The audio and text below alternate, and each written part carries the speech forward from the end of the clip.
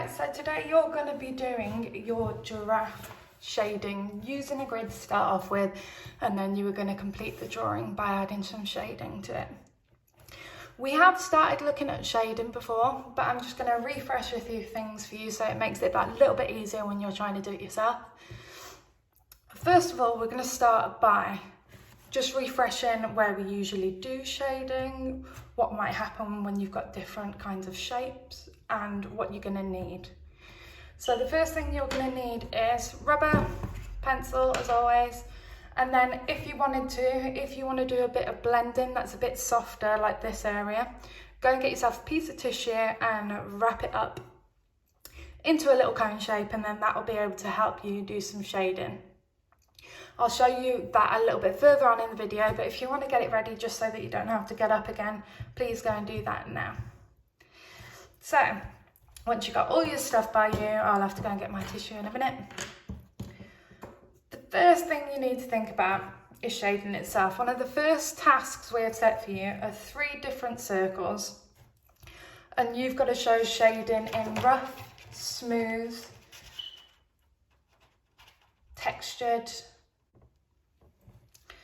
So to do those circles, I'm just going to talk to you about a few things that you need to remember when doing those circles. I'm going to show you a little trick as well that will help you out a little bit. Sorry, I'm noticing dirt on my table. Right, so the very first thing you've got to think about when you're thinking about is shading is the actual shade. Where is going to be the shade on the image? We've about before having our light, medium and dark tones, but the first thing, the lightest point and the darkest point. So I've done this little diagram, kind of matching the circles that you're going to be doing as a starter task. I have drawn a little smiley sun to symbolise where my light is going to be coming from. And from this, I then have shown you where the darkest area, and that is always going to be what's opposite.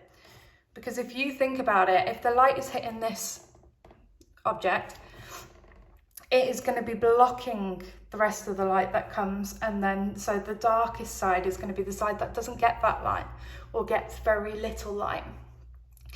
The best way to show you is to show you with something that's real as well. So I'm just going to move this to the side. I've got my plant here. Now watch where the shadow is already, but I've got a little lamp and I'm just going to move where the sun would be.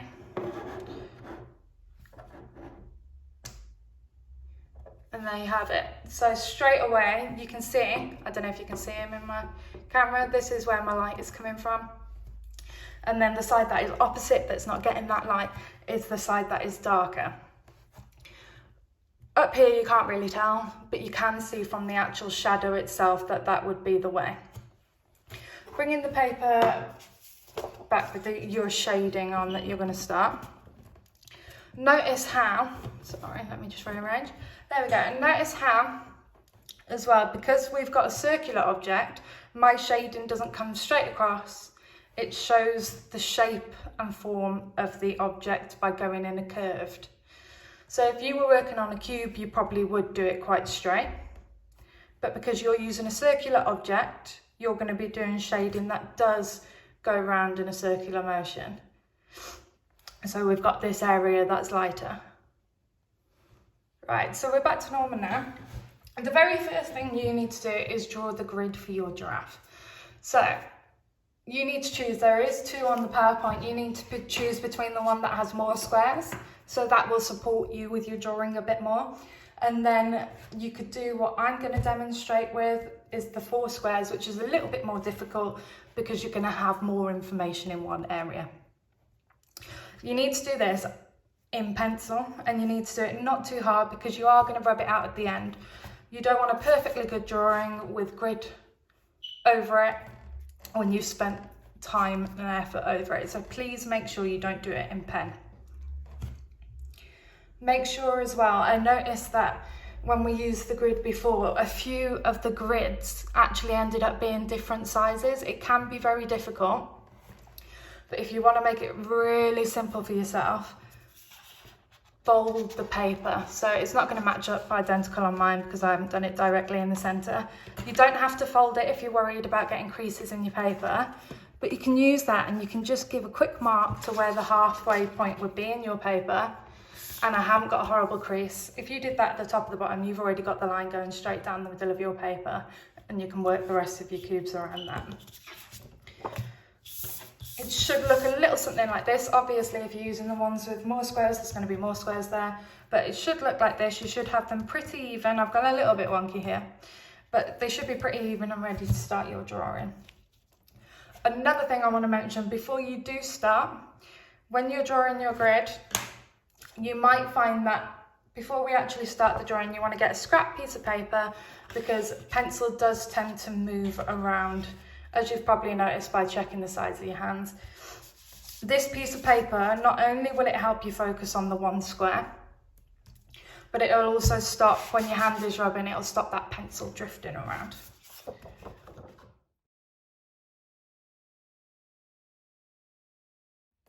So I have actually already started mine, but I'm gonna do another box just to show you how you can follow along by the square. I'm gonna do the little trick I said about covering up so that I can't see the other boxes. You're gonna need to have your pencil not too sharp. The best way to do it is to sharpen up your pencil, and if you feel like you've got a really spiky point at the end, just give it a quick on the piece of paper so that it's just a little bit curved. I don't know how you can, if you can see it, just so that it's a little bit curved at the top. Because what happens is if your pencil is too spiky, it can actually cause the indent in paper. What happens when you press too hard, but just from being too pointy, and it can, in a way, scratch the paper, so that if you do make a mistake and you need to rub it out, you'll have those ghost lines that you get from pressing too hard. So I'm actually going to move that out of the way. I'm going to try and do it this way. You are going to follow exactly what you see on the screen. So the hardest square is always the first square, because that one will set up where you're going to add things to this one, you continue the lines, so it's always the hardest one. So spend the most time on that one. If you feel that it's not right, please go back and do it again. So I'm just going to start. We spoke before about doing really light strokes when you're drawing, so that if you feel like you have made a mistake, you can come back and get rid of that.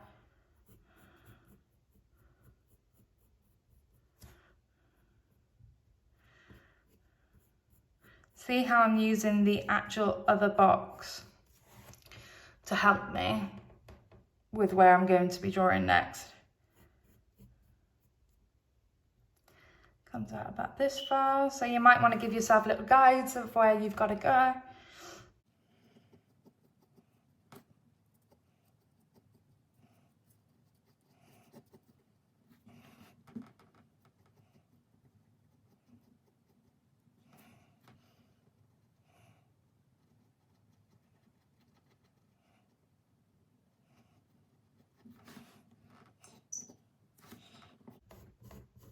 And then when I think I am getting these shapes more accurate, I am going back and putting a harder line there so that I know that that is roughly where I need those things to be.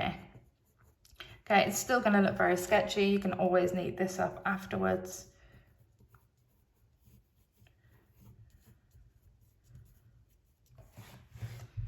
And there we go.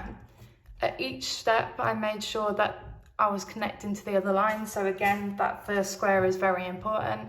I haven't pressed too hard. I'm just going to show you. I'm going to rub out some of my work because I've used these light lines. When I've mentioned about the ghosts before, if I rub these out, you can't see them.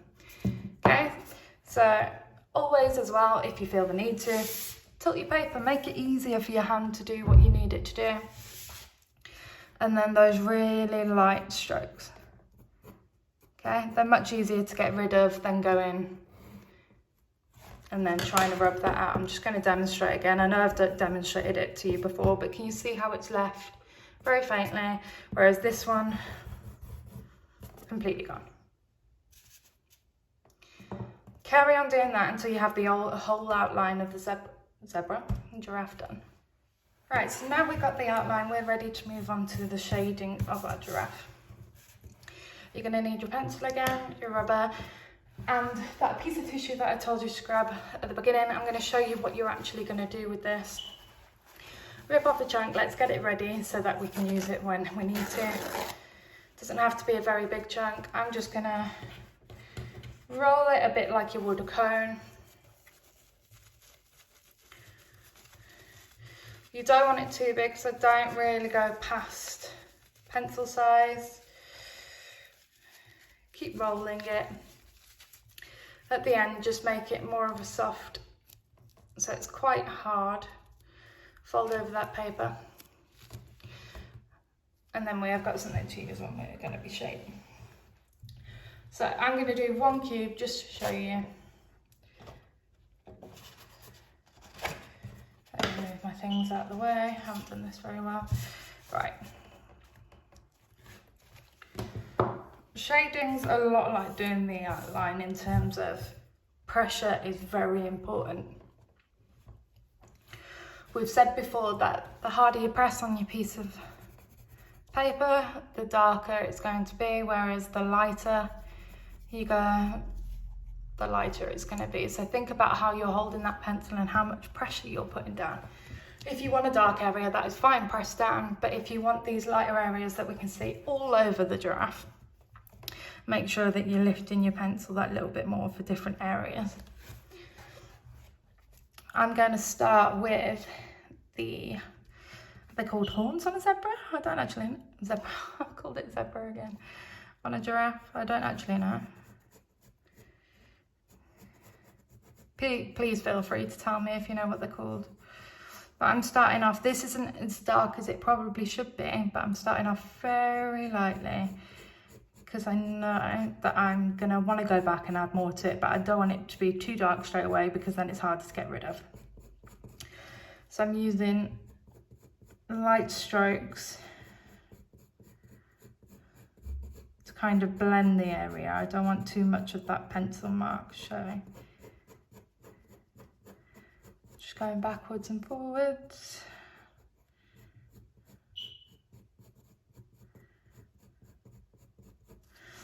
The pencil texture kind of helps actually because there is quite a bit of hair on the giraffe. You might find that some areas are darker and they're in a specific shape, so you can actually use a line to get that shape a little bit more prominent. By prominent I mean so that you can see it more than you can see everything else. It stands out that bit more. So we've got the base. I'm now going to go back and make the area darker. If you want to go somewhere, I've just noticed a really good point. Not everything is going to be the same thickness. Okay, so where I am at the moment, I've got like the hair on top of the horn.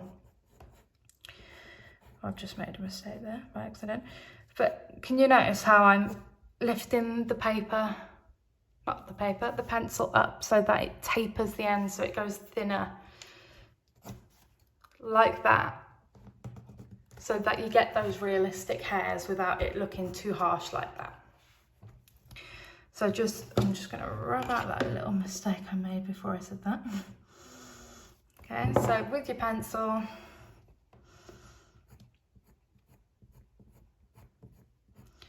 get those stroke areas in, take your pencil off as you're going.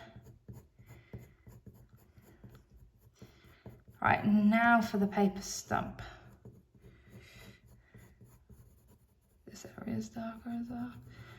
You can go backwards and forwards, there's nothing stopping you. You don't have to do it all in strokes.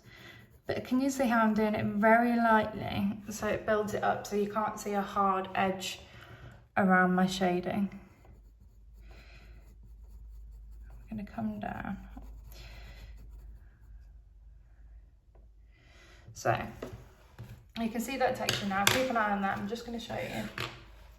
With your paper stump, this is a good way to get one area roughly the same if you're doing lighter areas, you might find that it's easier to use this because it helps blend out those harsh lines that the pencil can usually give. Can you see how that's just blurred a lot of the information out? It's even blurred the edges, so be a little bit careful. You might find that you need to get your rubber, go back and kind of use that as a pencil to sharpen your edges up. Carry on now. Work section by section. You might find that you need to go back and change some sections because you've done them a little bit more accurate, or your shading's better in one than it is in the other, and you find that you need to change it. But keep going at your own pace. I'm going to do this section and then I'll leave you guys to carry on, and you can upload your lovely shaded giraffe drawings to the Google Classroom area.